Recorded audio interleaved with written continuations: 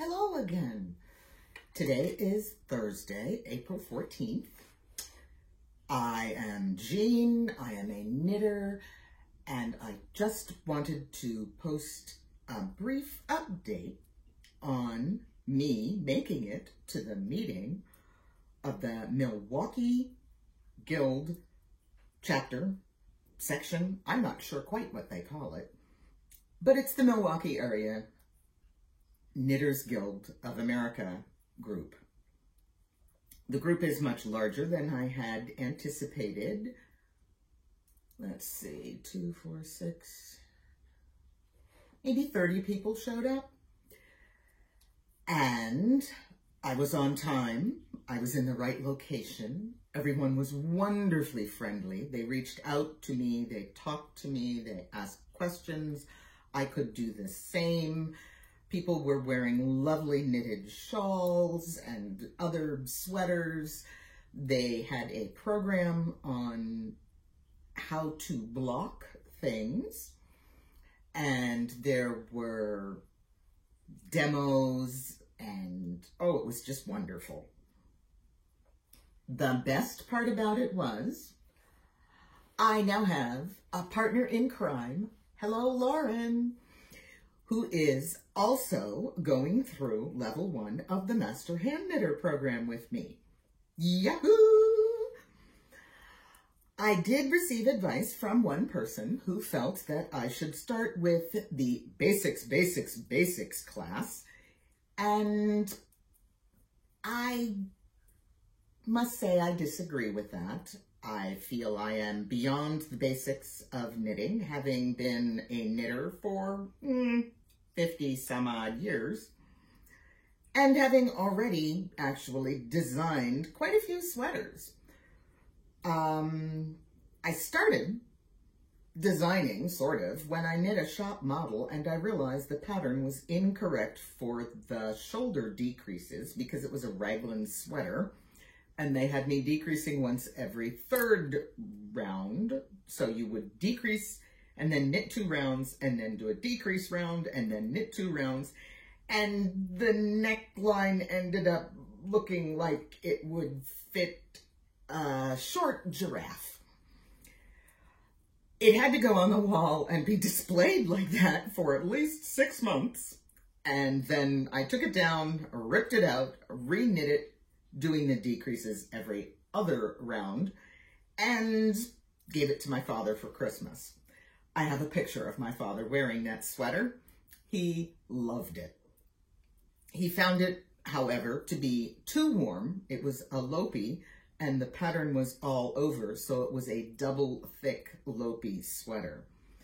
And he wasn't able to wear it anywhere because he was too warm while he wore it. But I still treasure that picture. My update today was going to be mostly that the meeting went very well. I have such positive things happening about this. I have at least one person who will be joining me in my level 1 adventure.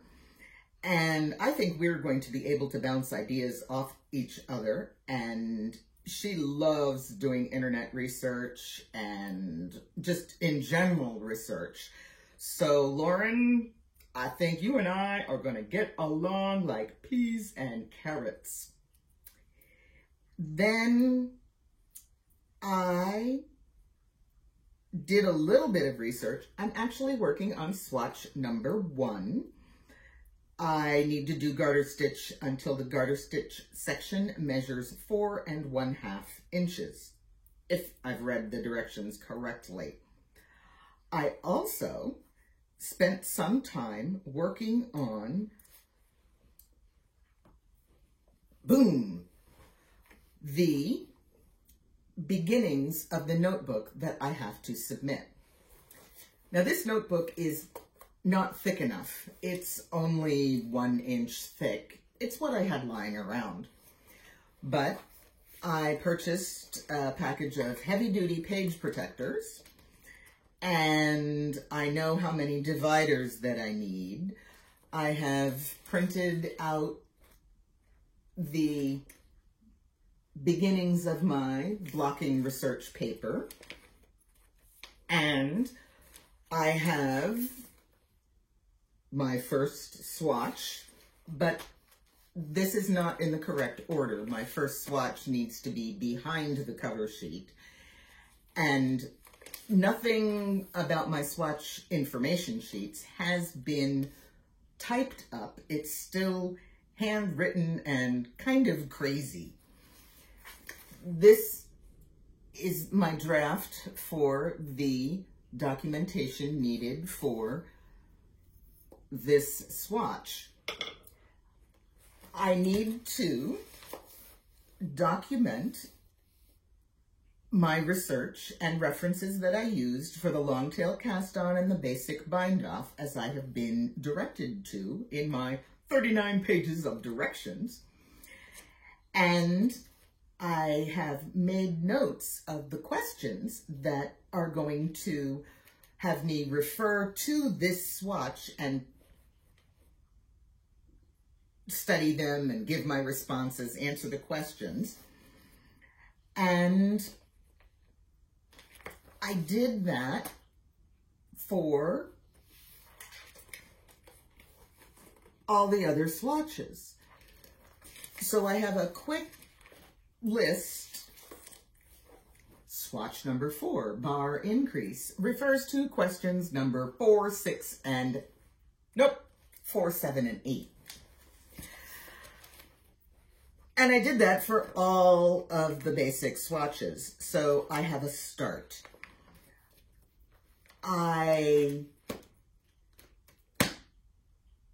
really feel that this is going to help me stay organized, keep track of what swatches I have done, and it gives me a place to write down not only the reference book that I used, but when I am documenting for the swatches, I need to cite by page. My bibliography in the back does not, which isn't here yet. See, I haven't finished that because I haven't really started doing my research. My bibliography will cover the reference books that I used, and I have realized that even some of the references that I have checked out of the library and scanned through, thought to be a little flaky, weird, I'm not sure I'm going to get much out of this, occasionally will describe something using the correct terminology, and it would have been written by an appropriate level of authority that I could use it as a secondary reference to support my work. The primary reference that I find myself going to again and again and again,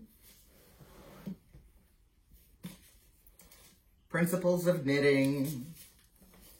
It's a massive tome, and it covers everything, absolutely everything, in detail, all the variations, pictures.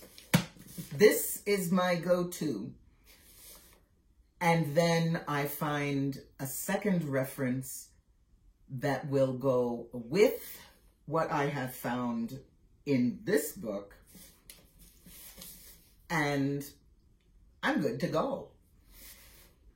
I don't own Vogue Knitting, the big one. I have Vogue Knitting, the little one. And I am debating, should I purchase the big Vogue because it's not available in my library. And I just can't help it. I'm dithering.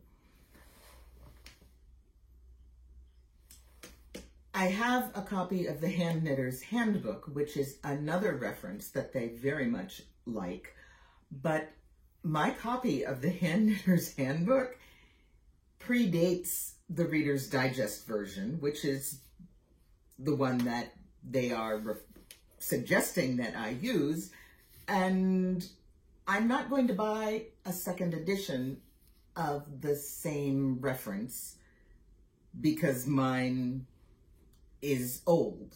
Knitting hasn't changed, so she may not cover things in the same depth. She may not have the same illustrations, but it's the same author, and it is very much usually the same information. So I also got out of the library this one, Finishing Techniques for Hand Knitters, but I don't think it is a finishing technique from a recommended author. I'll have to double check through my list, but it just doesn't make me feel like I'm getting good information out of it. Don't know why, but that's the way it is. Maggie Righetti, Knitting in Plain English, is for sometimes more of a beginner, but she goes into very chatty depth about some things, but she's also really got some blunt statements that I laugh about. Elizabeth Zimmerman, when giving directions for knitting a turtleneck, had you pick up and knit until you are sick and tired of it. And Maggie, when talking about reusing yarn, says, put it in a plastic bag and give it back to your mother-in-law. Which I thought was hilarious. What was it? There we are. I'm looking.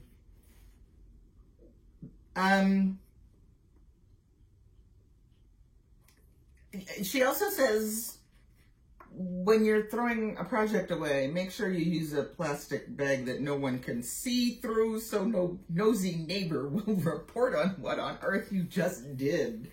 And I can't help it. I laugh. Our garbage is picked up in a way that no nosy neighbor would ever be able to see anything. It's in a covered tub, and then the truck comes along and picks it up with the claws and dumps it. And nobody can see anything. But some people have nosy neighbors.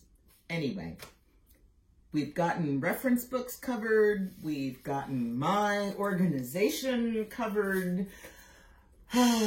Lauren, I really feel carrots and peas about this. Just carrots and peas.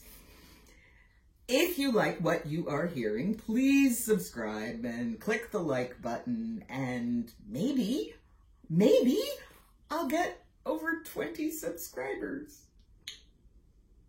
I don't really care. I'm doing this to track my progress and because I just want to share being happy about something with people. I am very happy about knitting, and I hope you're enjoying this.